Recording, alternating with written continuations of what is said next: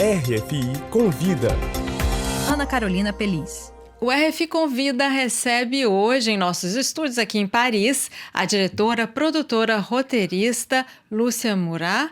Ela está em Paris para realizar uma masterclass na Universidade Sorbonne dentro do projeto Processos de Criação Artística em áreas de língua espanhola e portuguesa.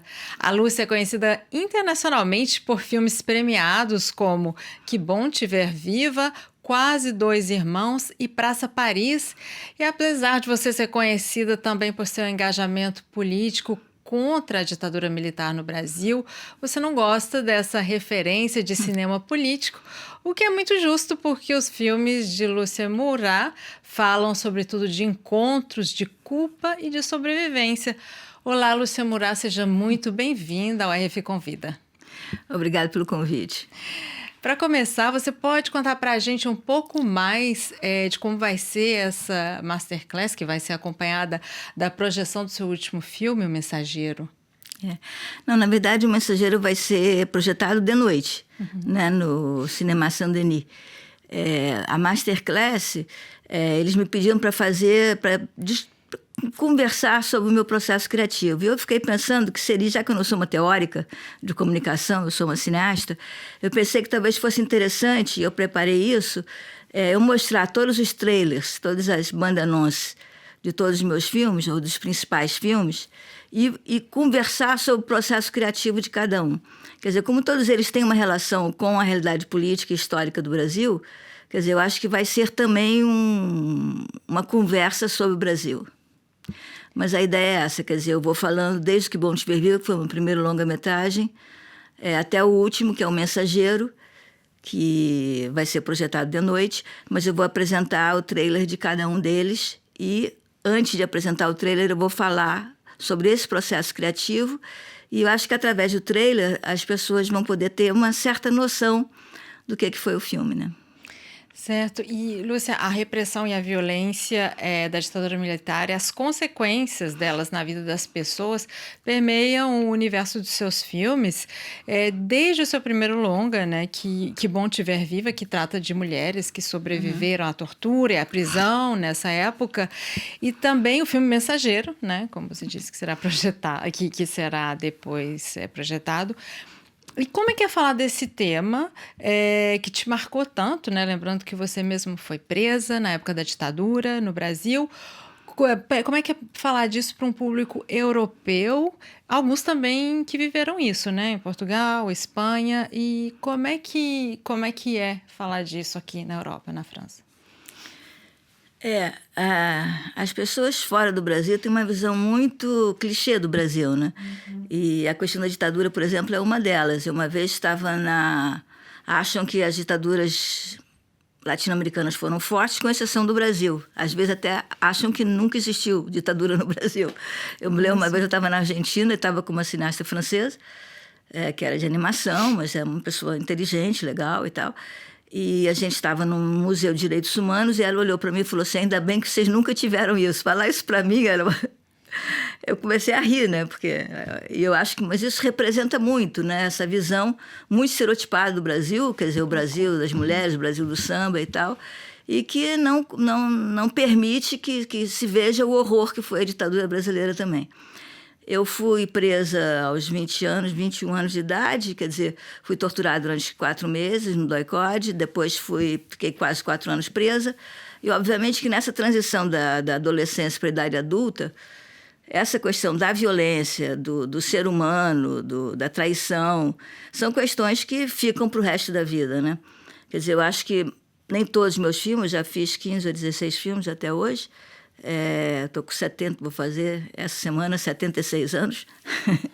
Então, fica para sempre, quer dizer, necessariamente os filmes não tratam diretamente da questão da ditadura, mas a questão da violência, a questão da relação com o outro, a questão da sobrevivência, eu acho que sim, está presente em praticamente todos os meus filmes, porque é uma preocupação que ficou, né? Sem dúvida. Os seus filmes têm essa característica especial que é de se encontrar no limite entre o documentário, ficção e também a gente pode dizer uma autoficção, não sei se você aceita esse termo, porque eles são muito pessoais, né? E baseados nas experiências da sua vida, né? E essa linguagem é usada, e imagino que você vai explorar isso também, ou vai ser questionada sobre isso durante essa palestra, essa masterclass na Sorbonne. Na medida que eu vou falar de filme a filme, quer dizer, com certeza essa questão vai ser abordada, né? E eu acho que como eu comecei, quer dizer, o Que Bom Te Viver de 89, e de lá para cá, quer dizer, houve uma mudança muito grande, houve uma aproximação muito grande entre ficção e documentário. Quer dizer, eu participei desse processo, eu acho que eu não sou nada de muito especial. Eu me lembro que na época que eu fiz Que Bom Te Viver, que é o primeiro filme que trabalha com ficção e documentário, mas ele não tem a primeira pessoa. Talvez porque a ditadura fosse muito perto, estivesse muito perto, porque eu estava com medo, porque eu recebia ameaças, tudo isso era real. Ou talvez porque ainda não estava se discutindo isso de uma forma tão pessoal no cinema, né? Mas eu me lembro que eu achei que foi muito especial eu ter inventado aquela história. E na época não existia internet, você ia para fora, para festivais, não tinha história de laboratório, nada disso. Quer dizer, você ia para fora só depois do filme pronto. E eu me lembro que quando eu comecei a frequentar os festivais internacionais com o filme, eu vi que aquilo ali era uma tendência do cinema, né? Que o cinema, naquele momento, já estava... Esses limites entre ficção e documentário já estavam se aproximando, né? E foi uma tendência que no meu primeiro longa-metragem eu vivi. E daí para frente as coisas também mudaram muito, entendeu? Por exemplo, quando eu fiz eu fiz vários filmes de ficção. Mas mesmo no filme de ficção, eu trabalho muito com documentário, quer dizer, com a experiência documental, tanto na parte de pesquisa, tanto na forma de filmar, também aproveitando situações reais, entendeu? Isso, quer dizer, mesmo nos filmes de ficção. E nos filmes documentários, por exemplo, Uma Longa Viagem, que eu fiz acho que foi 2010, 2011, por aí, já foi um momento totalmente diferente, que você tem a primeira pessoa, é a primeira vez que eu falo como ex-presa. É engraçado, né? Demorou tanto tempo assim para eu falar em primeira pessoa. E uma história muito pessoal, né? Da sua família mesmo. Sim, é uma história muito pessoal da minha família. Mas é interessante porque foi um momento em que o próprio cinema documentário estava passando por isso. Quer dizer, ele tinha o documentário antes, era um documentário principalmente latino-americano, muito sociológico, então... de busca de situações de dor e de fome e tal, um registro distante, e começa a caminhar para isso. Que eu me lembro que na época que eu fiz o Longa Viagem, houve o Zé Carlos Avelar, que era um grande curador do Brasil, um grande crítico de cinema, fez uma mostra no IMS, no Instituto Moreira Salles, justamente sobre isso, quer dizer, sobre documentários pessoais. E tinham vários da América Latina. Foi engraçado, quase todos eram de mulheres, devo dizer. Também acho que tem esse lado muito feminino e feminista no seu filme. Sim, mas não só no meu cinema. Acho que essa coisa também da mulher ter mais capacidade de se expor, entendeu? Apareceu nesse momento. E foi muito interessante, né? Então, acho que esse processo do próprio cinema eu vivi, né? E os meus filmes refletem isso, né? Sim. E... o interessante é que você fala realmente de como é sobreviver nos seus filmes, né? Também, claro, tem a tortura, mas é isso que vem depois da prisão, da tortura ou de tudo que vem depois de um drama, assim, por assim dizer, de um vivido. E outro tema exatamente que a gente falou aqui no começo, que você fala, que é muito feminino, que é a culpa. Como é que fica a culpa também, né, nessas suas histórias? Por que falar de culpa? Acho que tem a ver com sobrevivência, né? Assim, é muito difícil você ter vivido essa situação, você ter tido amigos, companheiros que foram assassinados e você ter sobrevivido, né? Então, é uma coisa assim, que é interessante. Todas as vezes que eu leio assim, relatos também da Segunda Guerra Mundial, sobreviver nos campos de concentração, essa sensação de culpa é permanente, né? É uma coisa bem genérica para essas pessoas que viveram situações limites, né?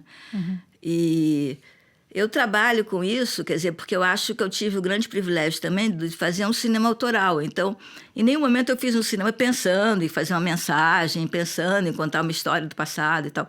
Foram sempre filmes que surgiram a partir de necessidades imediatas, que eu estava vivendo. Por exemplo, Quase Dois Irmãos É um filme que surgiu a partir de eu ter entrado em contato com filhos de amigos meus que estavam subindo o morro e, de repente, tendo contato com filhos, com traficantes e, de repente, os pais, que eram pais de progressistas que tinham lutado contra a ditadura, estavam ali protegendo o filho, né? E eu pensei em fazer um filme sobre essa relação entre asfalto e morro. E me lembrei da história da Ilha Grande, quando os presos políticos... Quando foi criado um muro entre os presos políticos e os presos de direito comum, né? E então é isso, quer dizer, eu acho que todos esses filmes que eu fiz, quer dizer, mesmo os que falam da ditadura, falam também, quer dizer, partem de uma necessidade do presente. O Mensageiro, por exemplo, também. Quer dizer, é um filme que parte da minha necessidade de falar sobre a polarização que o Brasil estava vivendo, entendeu? Isso que eu ia perguntar sobre o Mensageiro, se você achava que era necessário nesse momento em que também tem uma parte da sociedade que até quer apagar, né, esse momento histórico que o Brasil vê. Era importante falar sobre isso, criar uma reflexão sobre... eu acho que tem dois aspectos. Quer dizer, primeiro, acho que é a questão da memória mesmo, entendeu? Quer dizer, não é possível se esquecer o horror que foi, se passar por cima disso. Segundo, quer dizer, foi um fato que aconteceu comigo, quer dizer, de um soldado no DOI-CODE que levou uma mensagem para minha família, o que mostra uma capacidade de humanização em meio ao horror. Evidente que isso não aconteceu só comigo, aconteceu com Caetano Veloso. Ele fala disso no livro dele, quando um soldado permitiu que ele se encontrasse com a mulher. A Cecília Coimbra, que é a diretora de Tortura Nunca Mais, fala disso no livro dela, que teve um soldado que ficou levando e trazendo mensagens dela com o marido. Em suma, não eram pessoas ligadas ao sistema de tortura, eram pessoas que estavam no entorno, que sofriam uma lavagem cerebral tremenda, mas que alguns deles, mesmo apesar da lavagem cerebral, conseguiam ter uma empatia com a vítima. E isso demonstra uma capacidade de humanização em meio ao horror, que eu acho que era interessante falar disso, né? E, finalmente, discutir o não julgamento dessas pessoas e a questão do perdão ou não, que eu faço levo para a atualidade, discutindo a filosofia da Hannah Arendt. Então, o filme trata de todas essas questões, né? Tem, sem dúvida. E é atual, você trabalhou com atores jovens, né? Eu fiquei curiosa vendo, né, o filme. Como é que eles veem essa juventude, assim, que cada vez os novos cineastas, os novos artistas, eles não tiveram contato que até a minha geração teve, né? Agora começa a ser um pessoal que está longe da ditadura militar. Como é que é? Como é que eles reagem? Como é que foi? Bom, eram pessoas progressistas, né? Esses atores que se interessaram, evidentemente, pelo filme, que se interessam pela minha filmografia, eram pessoas progressistas. Eles não tinham nenhuma experiência, mas eles estudaram muito. Estudaram muito. A Valentina, por exemplo, que faz A Presa, ela me pediu, eu dei uns 10 livros para ela. Ela viu todos os filmes sobre a época, entendeu? E ela está muito bem no filme, assim. E a gente ensaiou muito também, né? A gente ensaiou, foi um período da pandemia, foi uma maluquice, a gente ensaiou por Zoom. Mas a gente ensaiou durante 6 meses. Como também todo mundo estava em casa, a gente não tinha outra coisa a fazer a não ser ensaiar. E então foi muito bom. O rapaz que faz o soldado, que é um gaúcho de Porto Alegre, também se esforçou muito, né? Eu me lembro que na época foi para... Não somente fez musculação, porque ele é muito magro, ele fez musculação para tentar ficar com o físico mais de soldado. E também foi a quartéis e tal, para ver como é que funcionava e tudo, né? E agora é um excelente ator, né? Sim, e a gente realmente trabalhou muito. A gente tinha uma preparadora de elenco que eu adoro, que é a Amanda Gabriel, que faz um trabalho muito interessante, que ela faz um trabalho que ela fala do roteiro pirata, que é... Então, a gente não ensaia só o roteiro, né? No ensaio, a gente constrói esses personagens. Quem são esses personagens? Como é que eles cresceram? Quem são os pais, a mãe? Tudo que não aparece no roteiro, mas para a gente dar densidade aos personagens. E foi isso durante bastante tempo. Hoje em dia também o cinema mudou, né? As produções são feitas para plataformas de streaming, existem outras linguagens, outros formatos como séries, curtas, longas. Como é que você vive essa mudança no cinema? Eu continuo fazendo cinema, longa-metragem, preferencialmente para cinema. É claro que meus filmes estão nos streamings também, porque isso tem um aspecto que é positivo, que evidentemente que é mais uma janela que se abre para o teu trabalho, né? No Brasil isso é uma coisa muito complicada, porque infelizmente, diferentemente da França, esses streamings não estão regulados, é um mercado totalmente selvagem. Eles entraram no Brasil e mais ou menos já tem algum tempo e não tem nenhum tipo nenhum tipo de regra, entendeu? Então eles não pagam nenhum imposto, eu pago imposto e eles não pagam imposto. Então é uma luta que a gente está tendo agora, está tendo no Congresso uma luta feia para a gente tentar regular da mesma forma como existe aqui na França, regular de maneira que eles passem a pagar impostos e a gente exigir também uma participação de filmes nacionais. Então, a parte dessa questão da política cinematográfica, que é uma questão fundamental hoje, a questão estética, eu tenho uma filha cineasta também, né? Então eu convivo com a nova geração, né? É evidente que, quer dizer, o meu cinema é o meu cinema. Eu não quero ficar uma velha alijada do público, principalmente, entendeu? Então, eu gosto muito de ver tudo que é feito de novo, né? E, obviamente, que tudo isso interfere muito no meu trabalho. Como eu falei, por exemplo, da questão da relação de documentário e ficção, foi uma coisa que foi no decorrer, você vê uma mudança muito grande, entendeu? Nas propostas estéticas dos filmes. Né? Sim. E acho que é uma pergunta que você vai ouvir na Sorbonne, provavelmente. Eu vou fazer antes.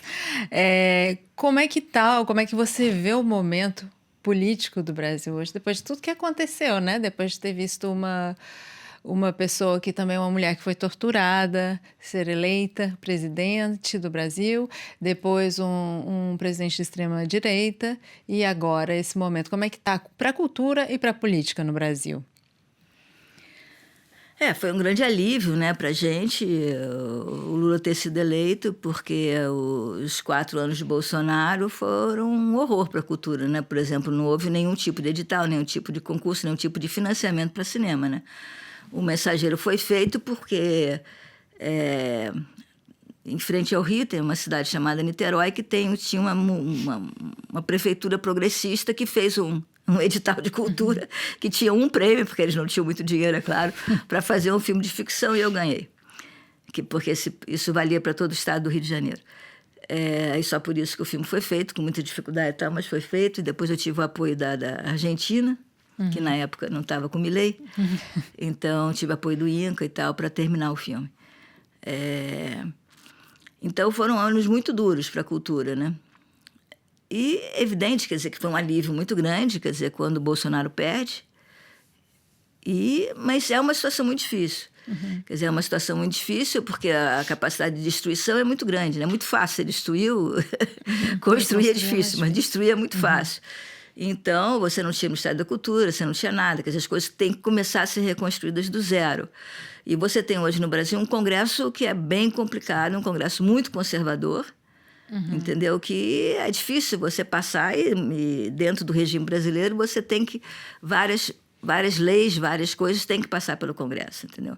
E é muito difícil você aprovar temas progressistas no Congresso. Por exemplo, essa legislação dos streamings que eu falei há pouco, de regulação, que é uma coisa óbvia, a gente está com muita dificuldade de passar no Congresso. Então, é uma situação ainda de... Quer dizer, é óbvio que foi um alívio muito grande, é óbvio que a gente já teve financiamentos, a gente já teve algumas legislações, mas, quer dizer, as próprias agências, os próprios lugares ainda estão muito contaminados, né? Pelo que foi o regime Bolsonaro, né? Então tá, muito obrigada, Lúcia, por ter vindo aqui, Lúcia Murat, por ter vindo aqui, por ter conversado com a RFI hoje. Obrigada a você. Bom, espero que todo mundo possa ir na Masterclass para a gente conversar mais. É verdade. A Masterclass, então, é no dia 24, às 4 horas da tarde, não é mesmo? Isso. Na Sorbonne. Isso. E o filme passa às 8 horas da noite no Cinema Saint-Denis. Tá certo, perfeito. Muito obrigada, Lúcia. Obrigada a você.